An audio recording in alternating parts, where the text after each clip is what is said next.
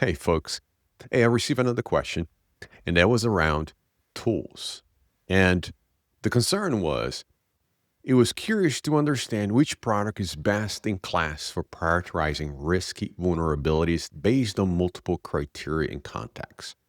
So, this particular question was based on the industry that is moving away from CVE and CVSS score to a more CTEM or continuous threat exposure management tool and evaluating the risks of an organization. Now, I want to drive the conversation a little bit away from the tool itself and what you're really trying to achieve in the alignment with a mission based assessment. So let's take a look.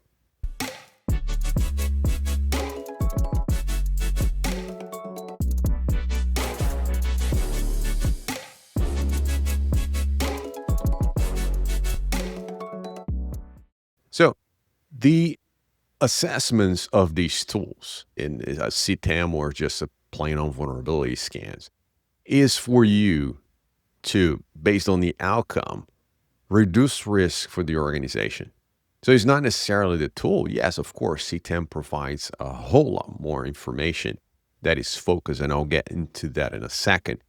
But what you're trying to do is reduce risk in the organization. So fundamentally, you need to understand what is important to the organization. So regardless of what the tool is, you need to identify what those critical assets in your organization are, or those crown jewels. If you have that already, so let's start having that conversation about what tools and what you're trying to achieve. Now, if you don't have, that must be your first step. Otherwise, you're going to be chasing vulnerabilities with a different tool. You will have more insight on assets that are not critical to the organization, and yet you're still wasting resources and cycles trying to fix vulnerabilities that now you're having a better clarity of what they are, but once again in the wrong place. So let's start understanding that. So continuous threat exposure management, or CTEM, brings a lot of advantage for organizations. And there are some concerns in terms of implementation, but I'll get to that in a later point. So at the heart, what the CTEM is trying to achieve is managing the exposure of threats in a continuously manner, and basically understanding what they are and the criticality and how they can be exposed, what the path is to exposure and how they can be compromised. So you have that understanding. But once again, you start with a prioritization. I'll provide you 5 steps here, but provide with prioritization that, yes, let's start with those most critical systems you have. So the first thing you need to do, one of the 5, is scope it. And as I've been alluding to, is scope understanding what are your most critical, then going to all the way to the least critical in your organization. You're not going to have time to patch everything, to fix everything, to eliminate or mitigate the risk of everything at the same time. And if you want to eliminate the risk, you need to understand what the most criticals are. Let me give you an example. You can be reporting, and statistics can be deceiving if you don't understand the back end of those statistics. So if I say that I reduced the latest vulnerability that came out, and I reduced that vulnerability in our environment by 80%. So if you tell me that, I would ask you 80% on what? So 80% of those vulnerabilities, I will dissect that. And after dissecting, I would understand that 10% of those 80% were on my critical systems. The other 70% were like least critical systems. For a couple of reasons, is because the least critical systems are easy to patch, easy to reboot, easy to work with. While the most critical systems, you are very guarded and you need that uptime. So it is a little more tricky to fix them or patch them. So only 10%. The question is, did you move the needle? Is the organization more secure than it was yesterday? And I can say yes, but only 10%. So 80% of reduced vulnerability if you are not critical at that data, and you're going to suffer that, right? So understand where they are and how they're patched. And that's a critical question as a leader that you need to ask to your teams. So scope you understanding that. Discovery is your second step. So where you identify the assets, potential attack path, and that's what the CTEMs shines, right? Defining that scope, what the path are, what can I do to mitigate the occurrence of this particular execution of path and stop that from occurring, or at least put monitoring controls in place. If something happened to that, I understand what they are. Prioritize, once again, start with the most critical systems, the ones that bring the revenue to the organization, and see what can you put in place to mitigate that, understanding how you're going to do. You're going to validate as your fourth step. And the CTEM assists you in validating because it's exactly what's built for. Here's the vulnerability. Here's the threat reports, the threat actors, the path, and the probability of that occurring in this environment. Now, the last step is mobilize. And basically what that is, hey, let's put the plan into action, right? Let's fix this. Let's address these risks. But once again, I'll bring you to alignment to what I've been preaching here for a while is a mission-based risk management, mission-based cybersecurity.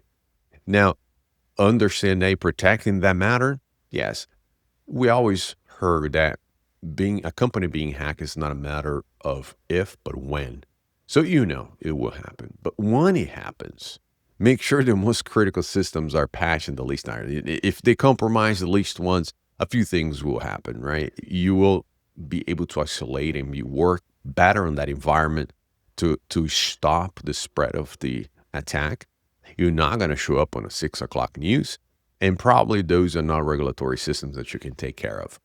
And the argument I always hear is, Dr. B, is if the attack then laterally moved to the most critical, and my rebuttal to that is if they do that, you have bigger problems.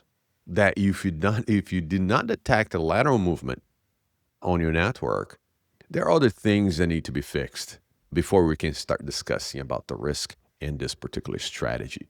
Lateral movement will always occur, but if you let that happen, there's other holes in your security tool stack that you need to be paying attention on. I digress. So you mobilize, you patch everything. So the CTEM brings that strategic framework that your organization needs, understanding it. But CTEM is not the magic pill. You need to put some work. It's not going to take over your job, but you're going to enhance your job.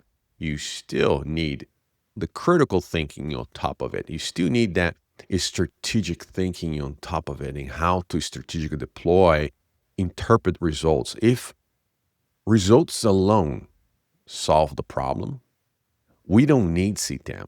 We launch a scan from any scanner, dump the results in a spreadsheet with 15,000 roles and say, here, we are vulnerable. We need to do something. We need to patch this yesterday. That doesn't work. Now, and as a matter of fact, got to a point that we got vulnerability fatigue because so many. And then on top of that, you just throw the spreadsheet to the other side of the fence and say, hey, fix it. And without any prioritization. And we got fatigue. Now we got tired. Now we know better. And now you're seeing and the path. Now you have those vulnerabilities. Now we have a justification on top, but yet it requires that human in a loop, that critical thinker that analyze that and understand what is the most critical and what needs to be addressed and when, how is impacting the mission of the organization, what are your adversaries, and what are your current security investments truly reducing the risk. So ending that, yes, CTEM can help you, but it won't be a report printed out of CTEM. It requires that human in the middle. So in a broader conversation with your leadership, you need to start explaining the benefits of CTEM, but also the benefit of strategically deploying this technology on your environment, how it will help save and help to further the mission and protect the mission as we deliver these results and we deliver reduction in risk and so forth. So understand those critical assets and continuously evaluating the threats against them is key. And is a selling point, by the way. But just selling the CTEM features is not a good one. Now, if your executives went ahead and approved that, and I'll and that's an alert for the executive team, is the leadership team, is ask the critical questions. Now, are we protect? How are you protecting? How are you going to protect the corporate objectives? Have that 10 must have questions for any project that comes along and that you need to ask. So the challenge in implementing CTEM as a promise, there's several, and it requires you to an integration of various security tools. And now we need to understand how you're going to integrate them. Can we integrate them? Are they in place? Do I have any blind spots? Remember, I discussed it. If you permit lateral move in your organization, you definitely have blind spots. So CTEM is not going to help you close those blind spots. So it's garbage in and garbage out. So it means you must understand that you must find and validate those problems, and not only on your input, but also the output of the CTEM. Only identifying is half of the job. Right? You need to understand how you're going to fix them. And that's what, once again, the human in the loop is very important. The CTEM provides you that. But what CTEM cannot help you with is internal politics, is negotiation, is that soft skill that you're required to talk to your business units, find the right window to address, educate them. All of that, the CTEM won't do, but it will assist you in doing. You, once again, have to work on them. And that sounds very difficult for technical people, right? You and I have to learn that skill. But remember that a saying that I always like to say, do not raise your voice, but improve your argument. And CTEM is one of those that can assist you improving that argument. You just have to sell it the right way.